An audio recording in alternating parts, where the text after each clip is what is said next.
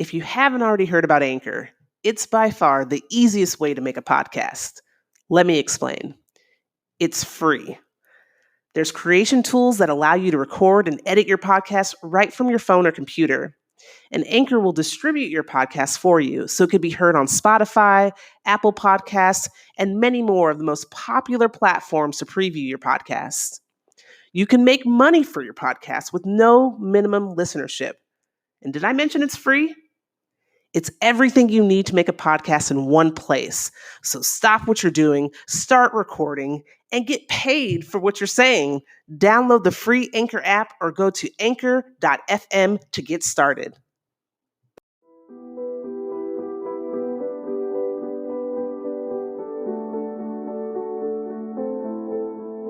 Welcome to the UNNI Podcast. I'm your host, Bianca McCall, and today our journey begins in the fabulous Las Vegas, Nevada, and it takes us across the globe to connect with heroes in their own rights in the space of suicide prevention to help us reach a cure for suicide. So today we're talking shop with Taylor Concepcion. Taylor, will you please share with our listeners a little bit about yourself, share your journey, who you are, what you do in your community? Awesome. Yeah. First, thank you for having me on. I super appreciate this opportunity. I've been in Vegas forever, graduate from UNLV, did my undergrad there.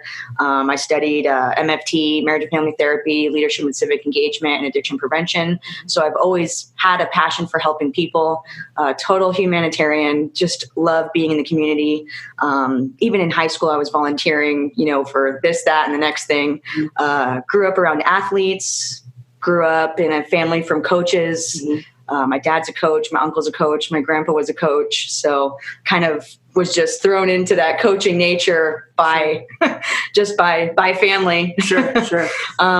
So your dad talks to you the same way my dad may talk to me, where everything relates to, like a basketball game for me. It's fourth quarter, it's clutch time, 2 minutes, you got the ball, what do you do? Yep. Relates that to every life situation.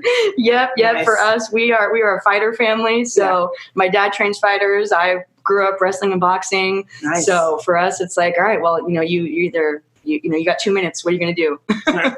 So that's exactly it. Perfect. Well, and I think that within the fighting space, that's a perfect analogy to what we'll be talking about today in terms of suicide prevention, because it's down to survival. It's not necessarily survival of what we would consider the fittest, but it's how we become fit. How we become emotionally and mentally fit. It is the journey that we're on, with this podcast. So thank you so much for joining me today, and also being able to give the listeners a different type of perspective. We've talked, leading up into this podcast about the importance of the voice of the people, when it comes to the subject of suicide.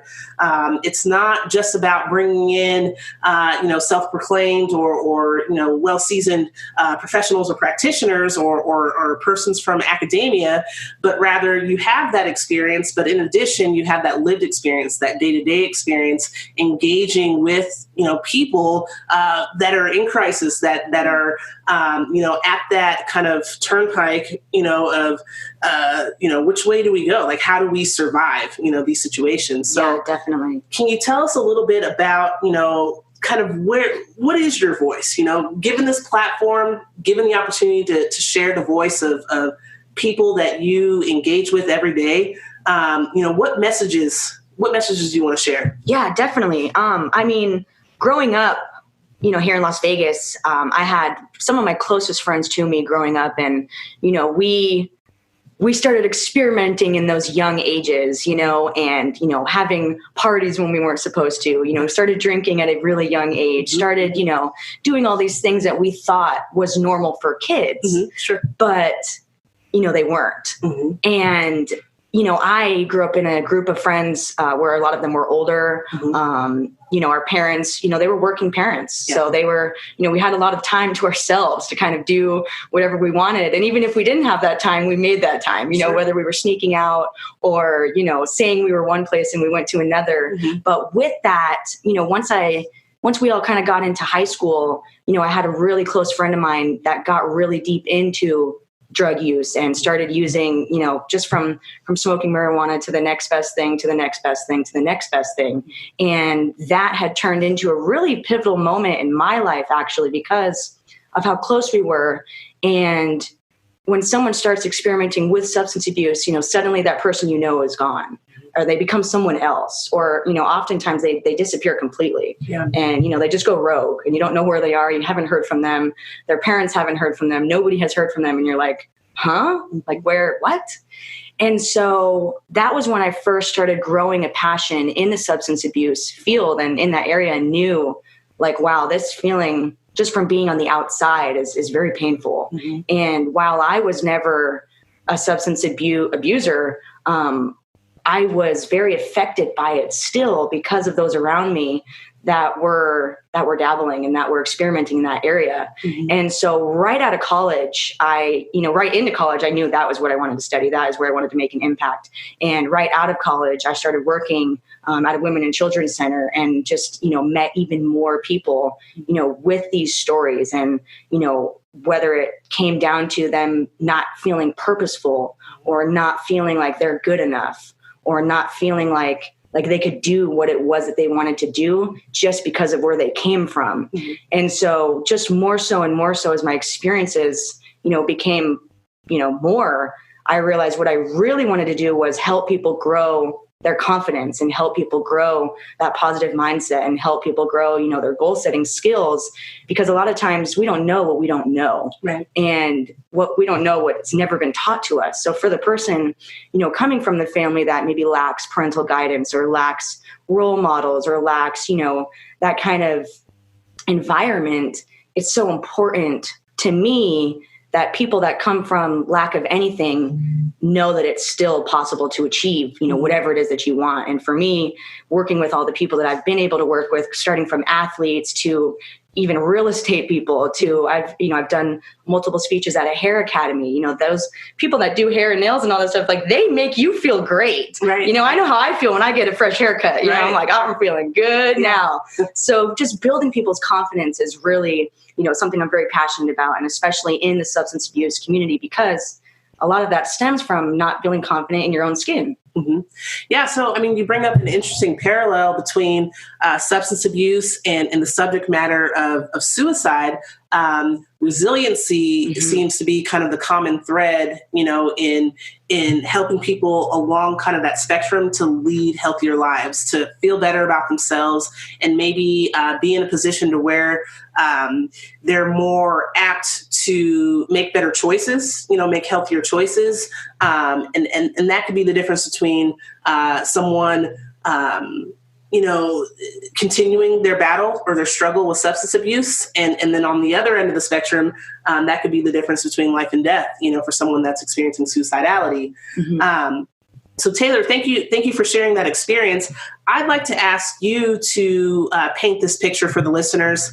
You said you're essentially, raised, spend a lot of your time here in Las Vegas, right? Yes. Did you mention that you were born here, or? I was not born here, but okay. I've been in Las Vegas since I was 3 years old, so may as well be. So you were born here. Yes.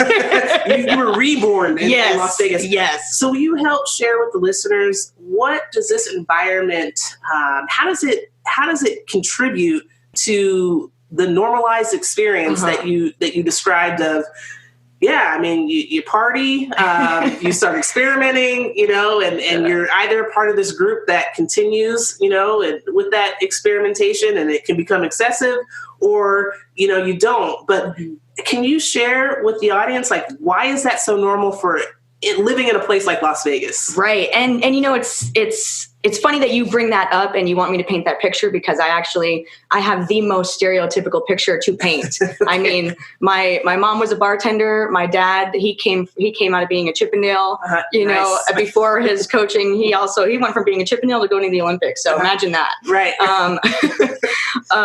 And, my family were all, like I said, coaches, very entrepreneurial. One of my best friends, her dad's a professional poker player. Just very, Vegas, gambling, sure. Bars, entrepreneurial. Sex, drugs, rock and roll, business. Exactly. Yeah. Pick your poison. Yeah.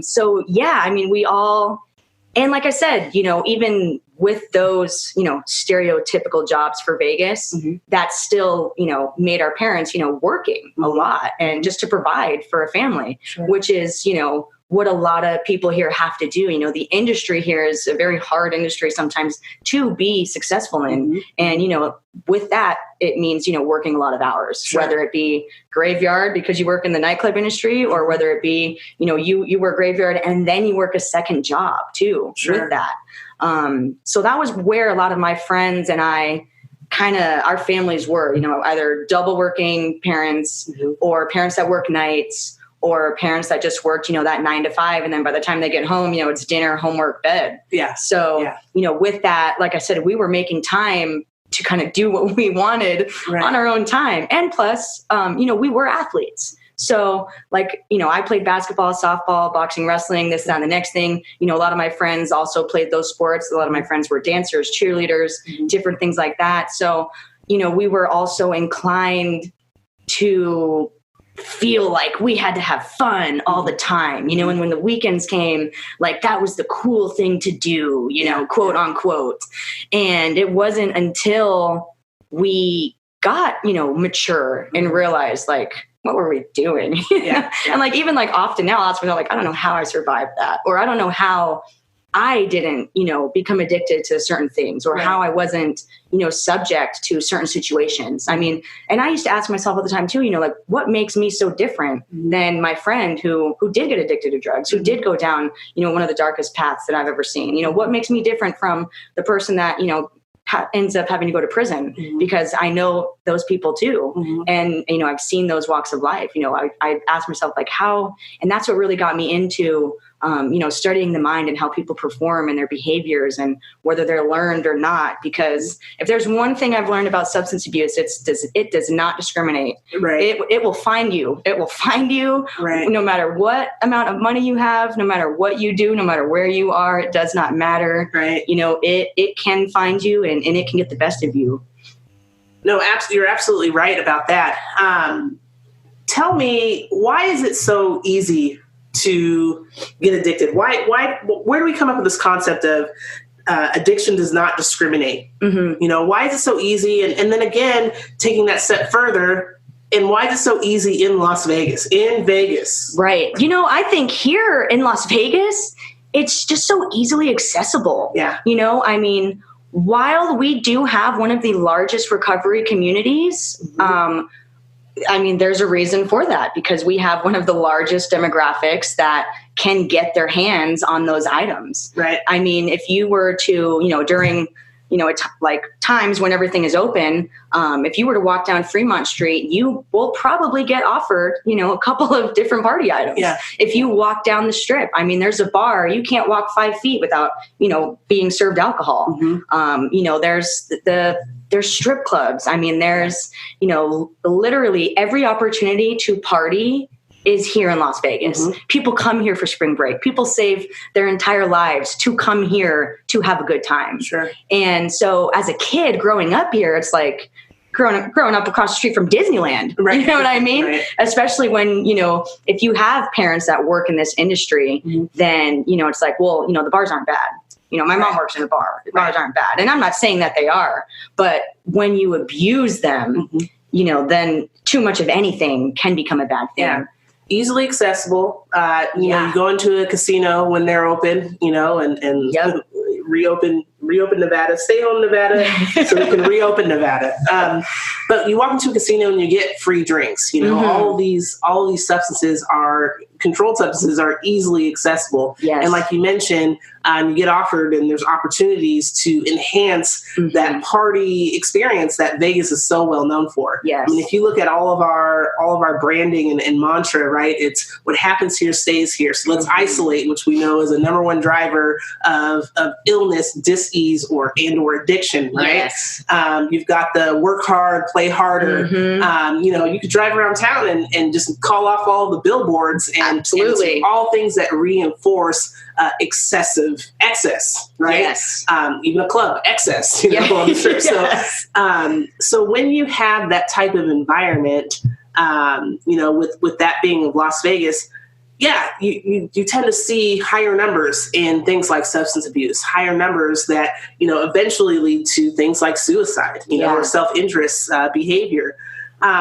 So with that being said, because Las Vegas is not a bad place, I also live in Las Vegas. It is not a bad place. I think it's a wonderful place to visit, a wonderful place to live.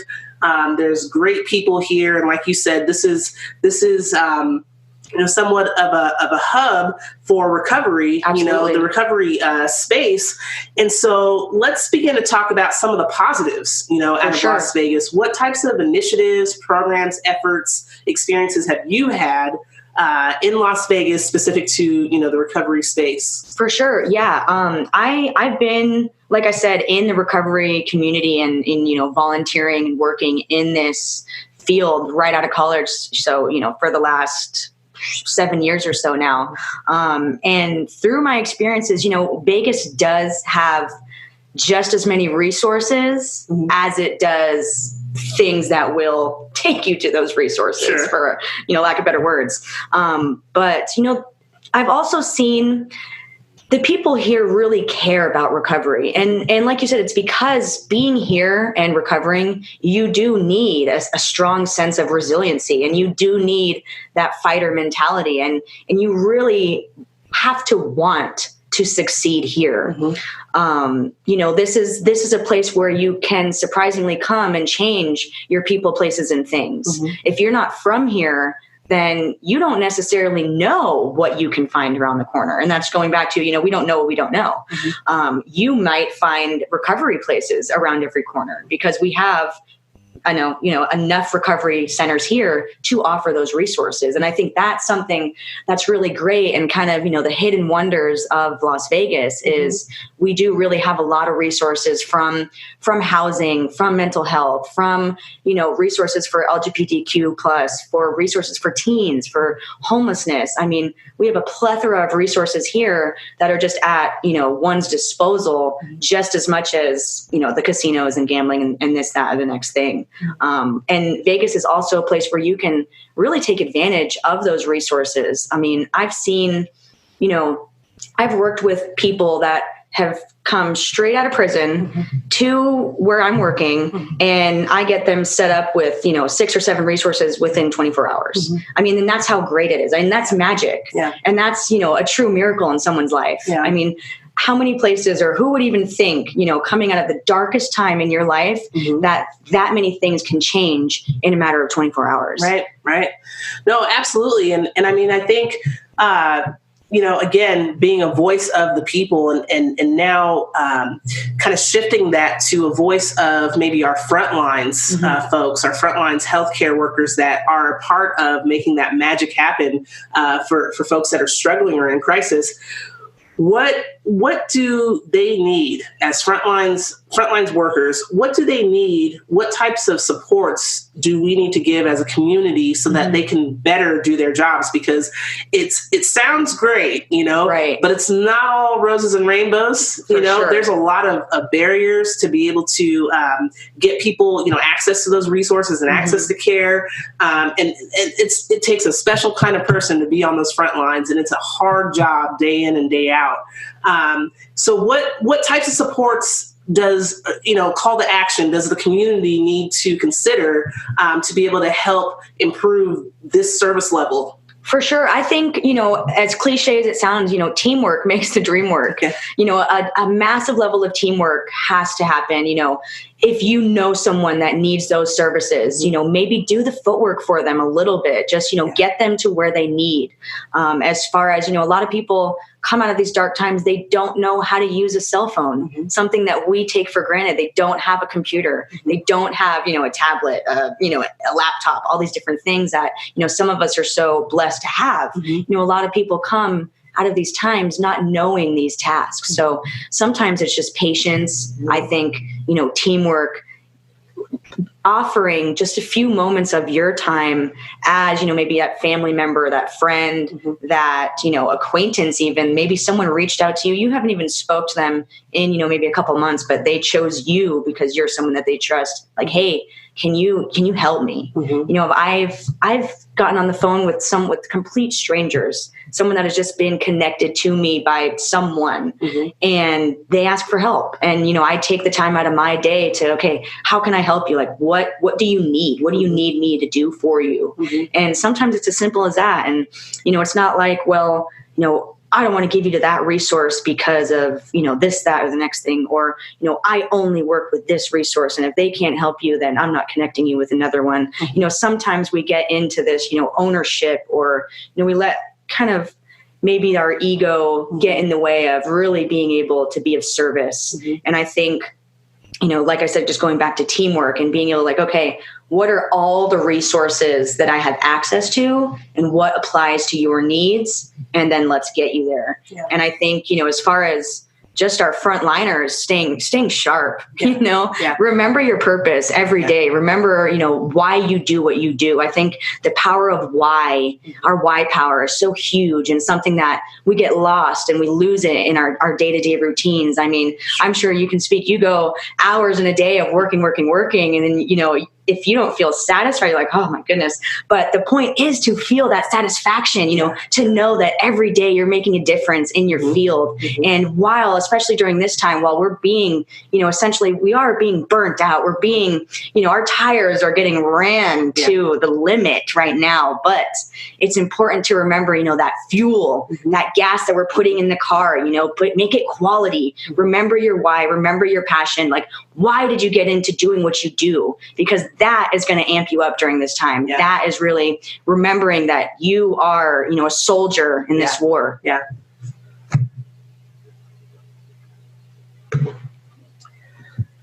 So Taylor, you're bringing up some amazing points. You're talking about compassion satisfaction. You're talking about burnout and something called compassion fatigue for our frontliners and servicemen and women. Can you explain a little bit more in detail about what your experience has been like with, you know, one of those three or all of those three? So compassion satisfaction, burnout, and compassion fatigue. Yeah, definitely. Me, actually, you know, I started, like I said, right out of college. So I essentially started in this field at the age of 21.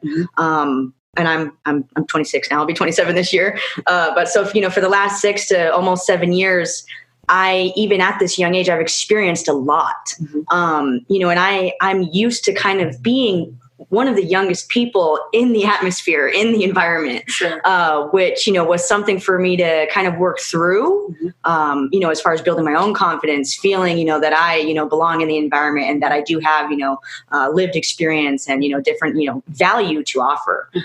So with that, you know, I started trying to give 100% very soon, and giving my all in, you know, everything that I was doing. And what I learned very fast is that you can't give 100% in different places. You can't give 100%, you know, in 7 places, because that turned into 700%, which is absolutely wild. So with that, I learned, you know, I kind of had to navigate what demographic I really wanted to hone in on, where I wanted to focus. You know, I started, as I mentioned, I was working with athletes, and then I was also working in substance abuse. And sometimes they were the same and sometimes they were not. But trying to work with, you know, the person who's an athlete and trying to work with the person in recovery, while they can be similar, they're also very different. So for me, you know, as far as not getting burnt out, I really had to decide, okay, where am I going to put 100% of my effort and my passion?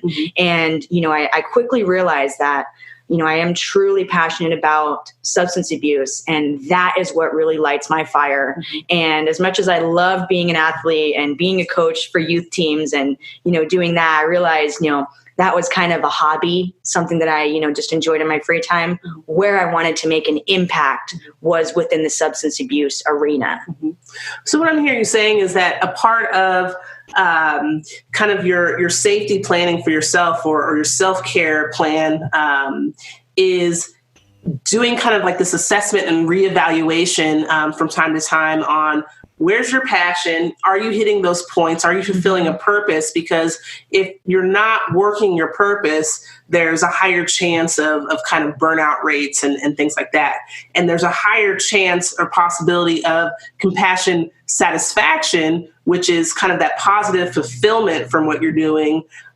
There's more of a chance of satisfaction if you are working and living your purpose. And I think that transcends, between any industry, no matter what you're doing, whether the examples that you gave, you're coaching or you're working, in recovery space.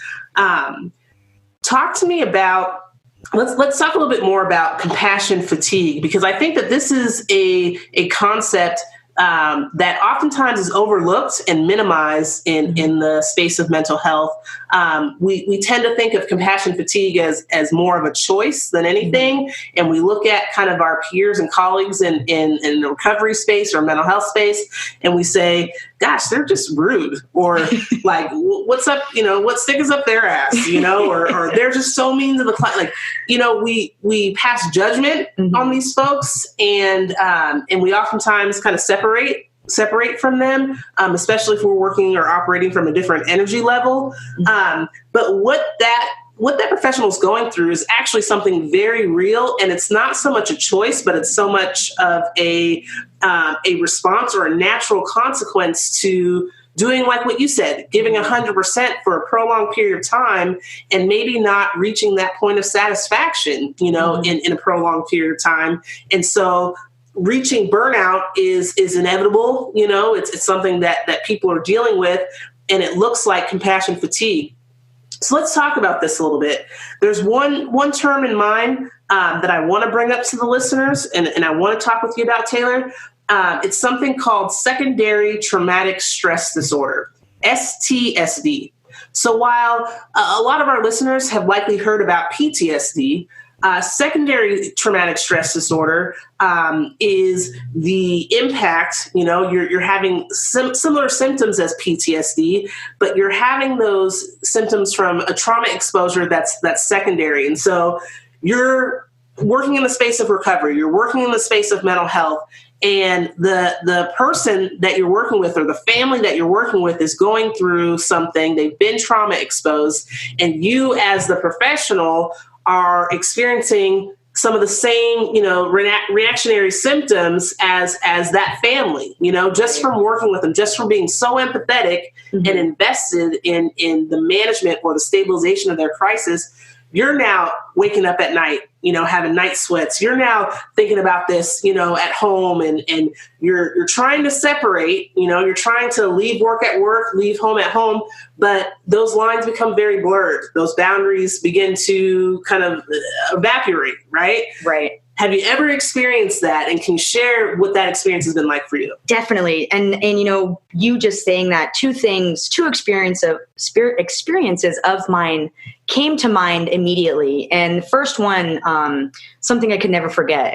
It has literally stuck with me for the years since it has happened. While I was, fresh out of college, young and hungry in the field, just months in, I had experienced a mother get her parental rights terminated. And so where I was working, I physically saw with my own eyes the kid being taken. And for someone that has never experienced that before, and me, just kind of jumping into this field, and this was my dream job, I couldn't wait.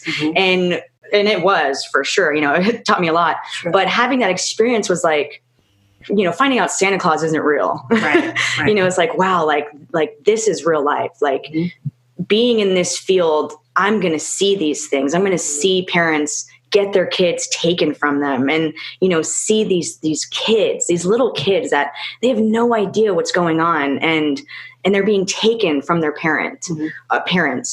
And so that was really hard for me to experience. And that was another pivotal time where I had to ask myself, am I willing to see this again? Am I willing to go through this? Because that definitely stole my sleep for weeks.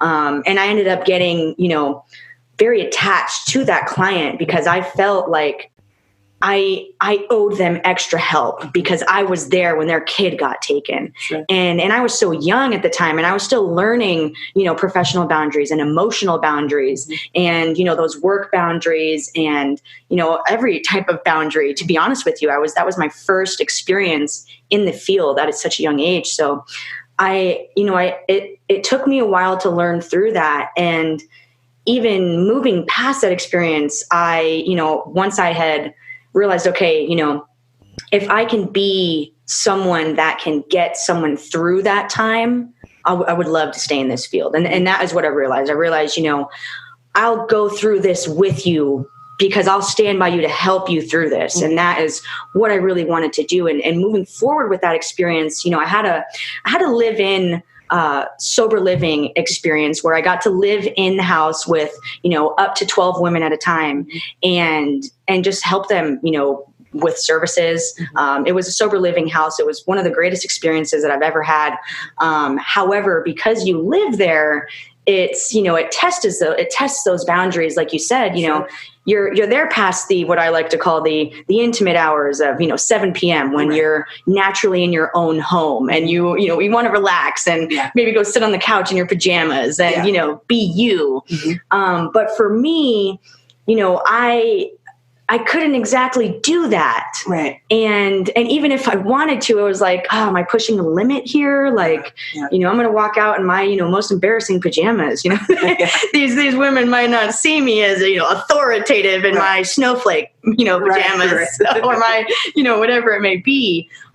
So that, as far as, especially talking about burnout and compassion fatigue, that was definitely an experience where I learned, at this time I'm, shutting off professional Taylor. Right. At this time, I have to be professional. Mm-hmm. I had to, really realize, if someone sneaks out in the middle of the night, am I waking up or am I, going to worry about them in the morning? Mm-hmm. And that even was something that I had to learn very quickly too, because to be honest with you, I was sitting up at night and, trying to track these women down to the best of my abilities. And I quickly realized that was all of my strategies and trying to be the hero in their story were incorrect. Yeah. And that experience definitely, pushed me into the belief that, I need to not so much be the hero in other people's stories, but guide them to being the hero in their own story. Love it. And that has been huge to me ever since that. And I was lucky enough to have a really, really great mentor in working in that sober living arena. And he taught me just a ton of things. I mean, he kind of just taught me not to be the helicopter parent. Mm-hmm. I wanted to I wanted to know what these women were doing, as far as the recovery. What's your plan? What are you doing with all your time? Because I was like, okay, if you can plan this out, then, we are gold and we are moving like, a coach. You make your blueprint, you make your team, you're like, all right, who's on the bench and who's in the game? Yeah. And, that was something I had to distinguish the differences. Mm-hmm. I'm not working with the athlete anymore. I'm working with someone who, is in a really, going through a crisis. Mm-hmm. They're coming out of a really dark time. And especially in that environment, I had women coming right off the street. Mm-hmm. I had a woman that was living in her car that, just was like, so thankful to be in a bed. And women coming straight out of prison, women coming, from parole and probation or house arrest or, all these different life experiences. Mm-hmm. And I wanted to help so much, and being in that environment all the time, mm-hmm. It's like, as soon as you say compassion fatigue, I immediately go to that experience because I was definitely fatigued. And that comes from, like I said, wanting to give 100%, but also, sometimes we have to take a step back and realize where our strengths can really be utilized. Mm-hmm. And that's what it took for me. I had to really think to myself, how can I be most helpful? Sure. How can I give you the most help with what I can offer, but also stay sharp myself? Because if we burn ourselves out, we're not going to be very helpful for very long. And that longevity is key because we are so short, with passion, people that are willing to help in this field and have that patience and have that understanding with others that, when there is someone good out there, it's so important to stay sharp and, stay ready, be ready. Right. Right.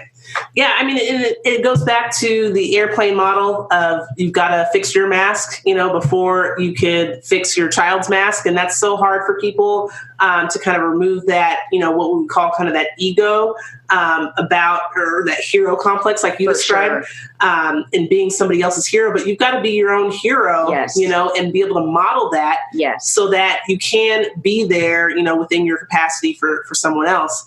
And it's so funny that you describe kind of this experience within a system, right? As finding out Santa Claus doesn't exist, because that, to me, I immediately resonated with that from my work experience. The system, is built to help or assist or support kind of the majority. But in any standardized system, you're going to have folks that fall through the cracks.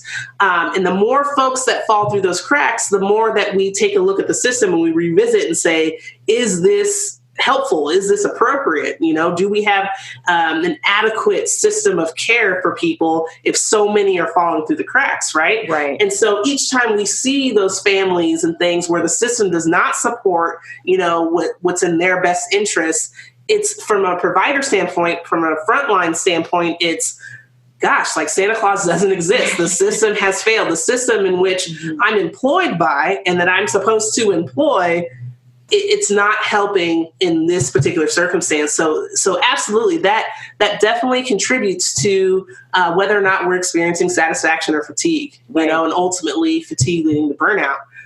Something else, you did an eloquent job of contrasting views between like your experience with athletics and sports and coaching and things versus, working in the recovery space and something for myself also being a former athlete when I was smaller, quicker, more athletic. Well, I don't know if I was ever quick, but essentially, there's also some comparisons that I think, it'd be worth it for the listeners to understand as well.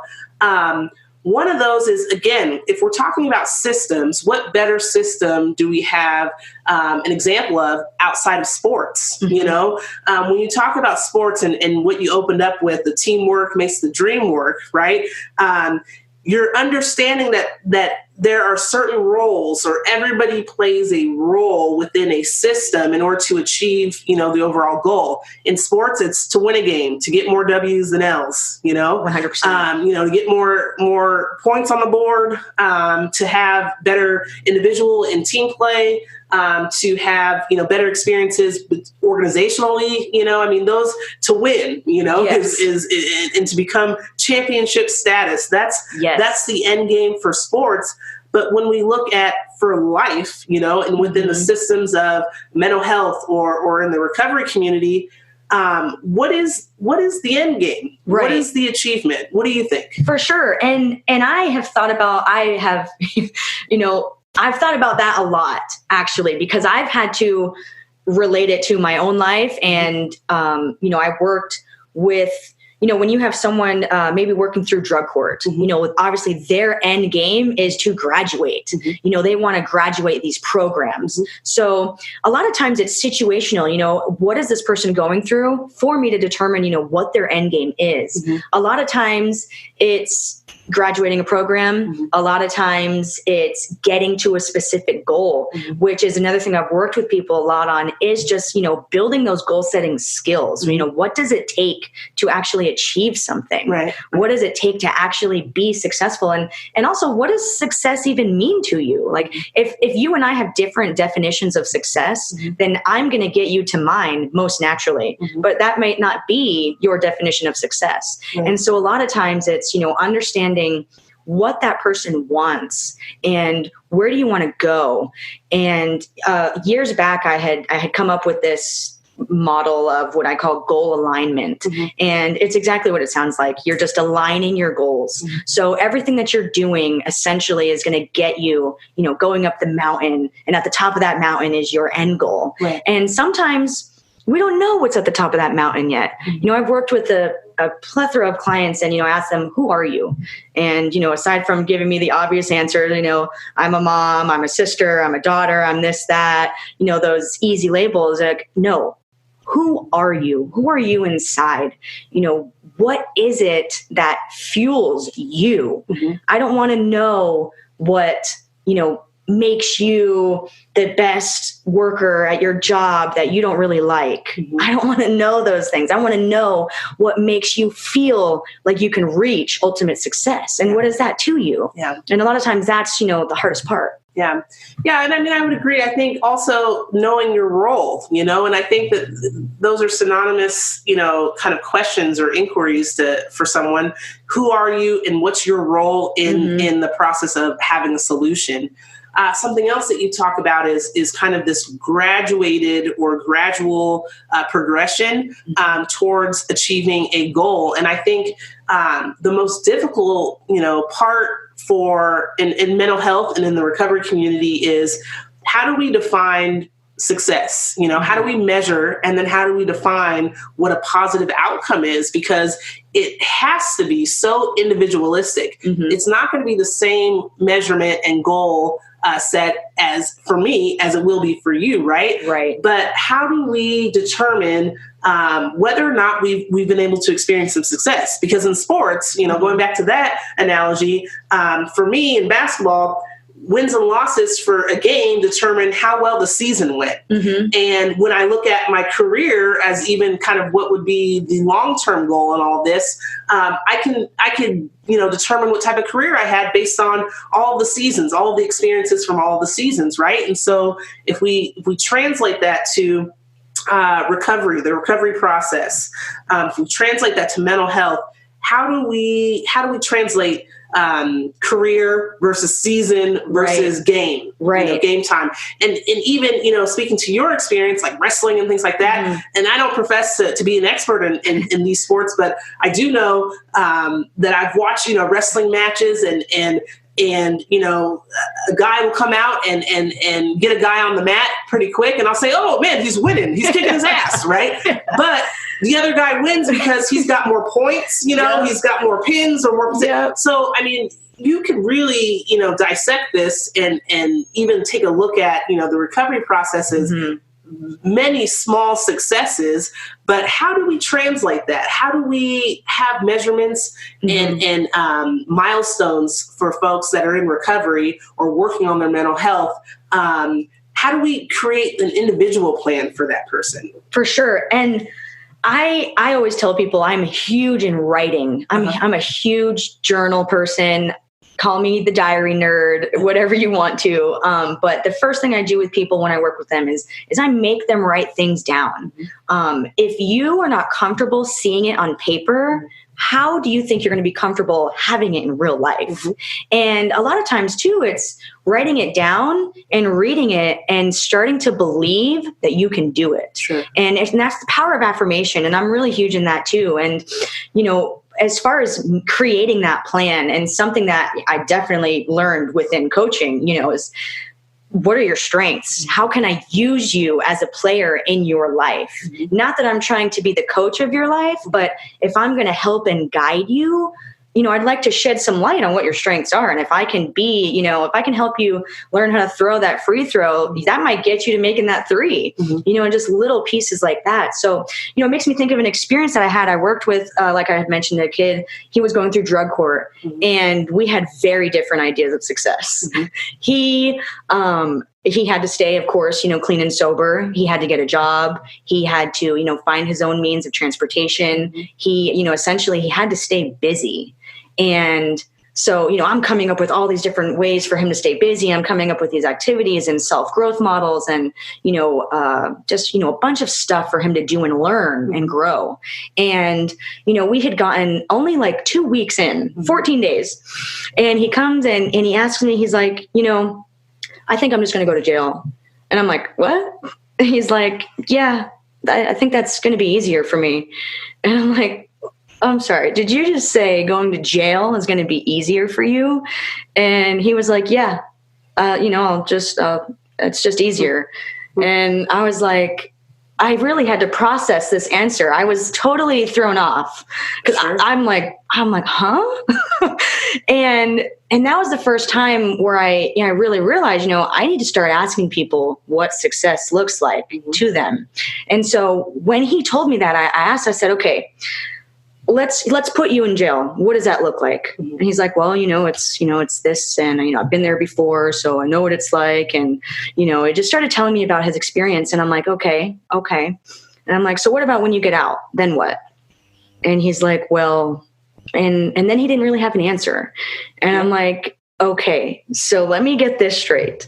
You want to go back to, an arena where you're going to have to come out of and still not really have any growth, or you can continue working at this, get your struggle out now and continue this journey, no matter how hard it is, but you're continuing on, but you would rather go back and do what's easy. Yeah. And, I wouldn't be surprised if that was pretty common. I've heard the same things. It's easier to be homeless than it is to jump through all the hoops to be able to get a placement, and a placement that may not be something that's really supportive of safety and security and sobriety, right. And so, I think that's pretty common, especially when an existing system of care doesn't support them in particular. Maybe they're a part of the groups that are falling through the cracks, And so I think what you said about just fundamentals, as you're describing, hey, if I could teach you the fundamentals of shooting a free throw, then perhaps that will transfer over to your success in shooting the three. It's the same thing with system of care, is that the responsibility of the system is to establish kind of these fundamentals of recovery. Correct. Fundamentals of health and wellness, and that has to include all social determinants of health. We can't just look at behavioral health as one aspect. We can't just look at substance abuse treatment as one aspect. But we have to look at the total person and create these sets of fundamental skills so somebody can thrive. Anybody can thrive. All people can thrive. Yes. And all social determinants of health. And I think that's really where we're lacking. As a system of care, is that we haven't agreed upon kind of what the fundamentals are in order for somebody to be totally well. Right. We've kind of thrown, pockets of money. And when I say we, I don't mean me, because I haven't thrown any money. I haven't had any to throw out. But there are pockets of money thrown out to organizations that may not necessarily have they're not able to fulfill kind of the requirements of that scope of practice. They maybe don't have the resources, but, that money's being kind of drained in those areas rather than connecting with all community partners, and creating or establishing this fundamental practice, for people to be able to come in. And if we frame it as fundamental, then those that it doesn't apply to, those that are at risk of falling through the cracks, then we have our specialty providers that are kind of outwardly supporting the fundamental system, and the specialty providers are catching those that are going through the cracks. Yes. And that's where we'd love to see, agencies that specialize in suicide prevention. Okay, I'm going to push that my agenda right now. For sure. Suicide prevention.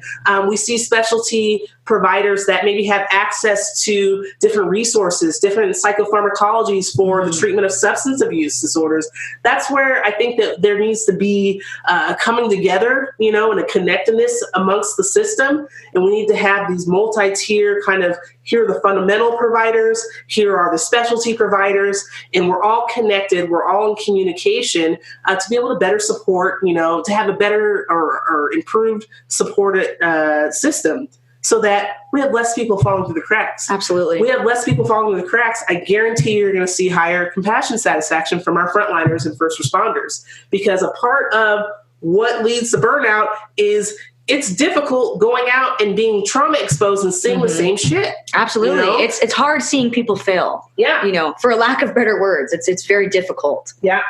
Yeah, when you are waking, it's like Groundhog's Day. You're waking up Christmas morning, and you're realizing that Santa is not real. Yes, it's going to lead to burnout amongst professionals. Taylor, please tell me why suicide, or the subject of suicide, is so important in the discussion of substance abuse treatment or in the recovery space. Totally. A lot of times, whether people are associating suicide with their use or, experiencing those feelings or not, I've come to realize that sometimes we believe in this invisibility theory, like, well, that will never happen to me. Or, I don't feel that way, and, I'll never feel that way. But sometimes we do. And a lot of times we're afraid to say so. We're afraid to tell people, like, hey, I'm having these thoughts. I'm afraid to open up. or they feel like they don't have anyone to open up to when, there's people that will listen and that will help you. But it's always been really important to me because, in my own life, I've experienced losing people, and I've experienced, people overdosing and that's it. Or, people, following through with suicidal plans, and being successful at them. And a lot of times it makes you think, why didn't they feel like they could talk to me? Why didn't they just reach out? Like, I would have helped them. And so just those theories, and those thoughts in my own head, have always made me really, driven to be a force and to, make sure that people know that, I'm here for them, and, I can be utilized as, just if you need to vent or just someone to talk to, or, need that source, I'm there. And I think a lot of times it's again, we don't know what we don't know. You may never know that the person that looks so successful and, they're posting all these happy things on social media, the imaginary world we all look at these days. But you may never know what's really going on. And, I tell people all the time, you never really understand someone's reality unless you ask them. The simple question, hey, how are you doing? Oh, good. How are you? Are you really doing good? Like, are you really good? Right. Like, a lot of times we're not, but we're just so accustomed to saying, like, oh yeah, good. How are you? But like, no, like, are you really good? Like, right. Are you going through anything? Like, do you need to talk? And I have a best friend, and God has really blessed me with him because he got me really in touch with, an emotional side of me that I often, forget. I forget to acknowledge myself because I'm, always trying to be the hero and help. But, a lot of times it takes ourselves to be vulnerable to allow other people to be vulnerable with us. And sometimes we have to be that example. And if I'm not willing to share with you, why would you want to share with me? Right. And not that we have to, have experienced what they're going through. A lot of times we don't. Look, I've never been to prison. I've never been arrested.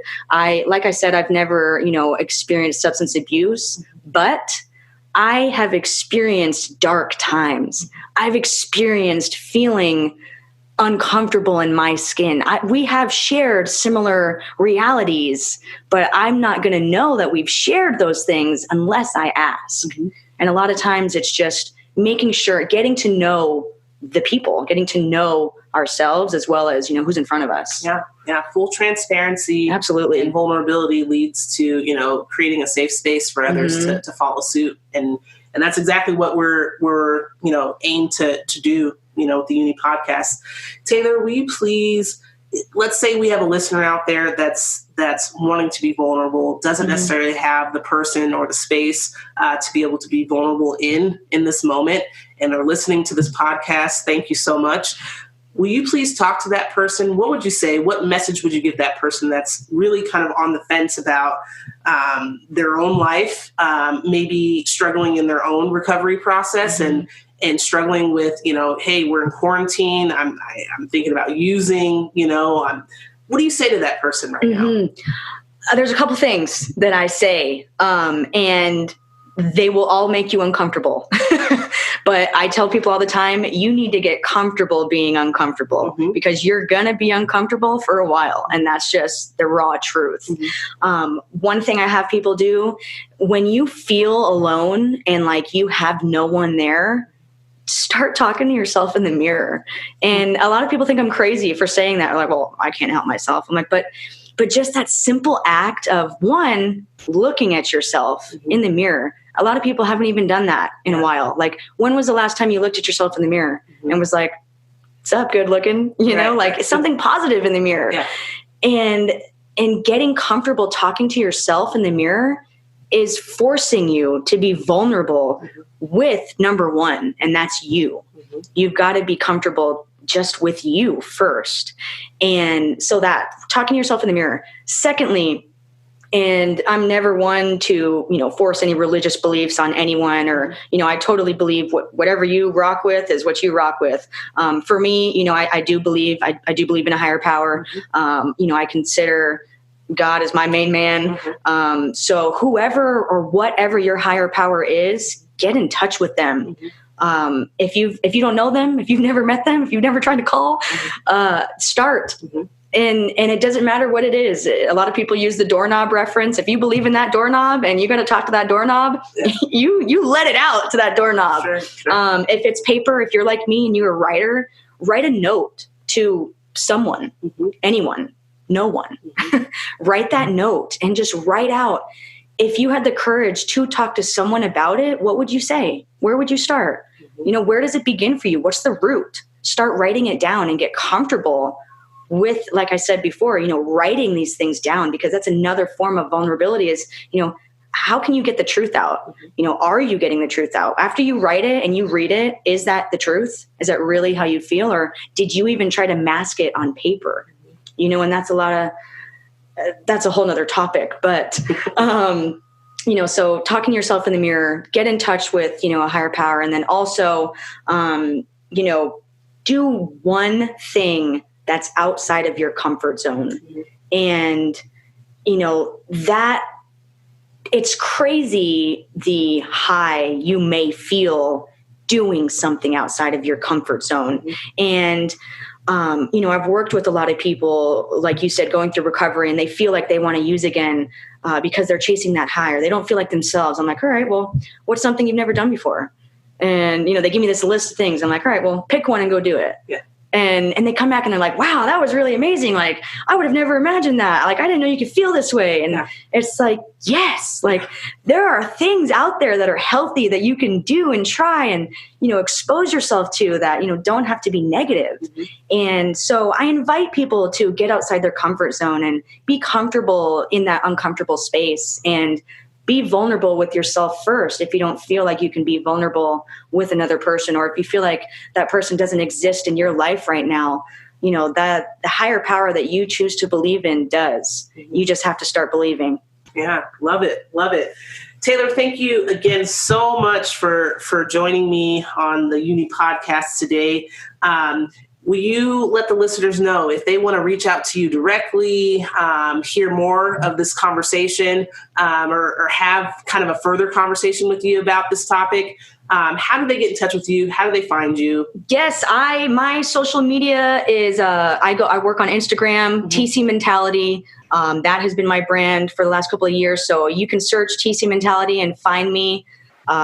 Pretty much anyway, anyhow. All right. TC Mentality, learn the brand, love the brand. And it's definitely, I think, going to grow to create some great motivation, not only in this community in Las Vegas, but many more. And thank you. Thank you for coming on to support, the UNNI project and the growth and the connections between, others that are doing amazing things in the community. Please continue to listen. You can also click the support button on our Anchor site to learn more ways that you can support in any size. It could be 1 cent, and that goes towards, saving lives, motivating people to become their own heroes, to be vulnerable, like Taylor's saying, to have that moment of consciousness, and talking to yourself in the mirror.